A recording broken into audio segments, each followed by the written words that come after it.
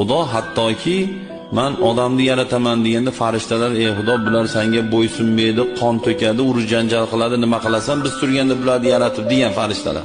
Xudo iftorlik paytda bizni deb faxrlanar ekan Xudo. Farishtalar qara hammanglar ekan. Ramazon oyida iftorlik paytda ko'rding, nimani ko'rding? Dasturxon solinoq yemay o'tirishdi. Nimaga yemayapti? Ha sen yema degding, yemayapti. Senlar nima degding? Itoat qilmaydi degdingmi? Ha. Guvoh bo'l hammanglar ekan. Trillion farishtalar. Hammang guvoh bo'l. Shularda birortasi gunoh qolmadidir ekan. Ana endi o'sha paytda biz butun yurak, qalb, butun vujudimiz bilan dasturxonni solib qo'yib haqiqatda yemayapmiz. Nimaga yemayapmiz? Xudo yema degani uchun yemayapmiz. Shuning uchun Ramazon oyini ro'zasini tutgan odamni jasadi do'zaxga kirmaydi inshaalloh. Nimaga desa, chunki bekinib suv ichib olsak bo'larmidi? Bo'lardi.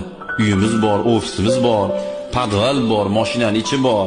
Yo ochiqchasiga nagli ichib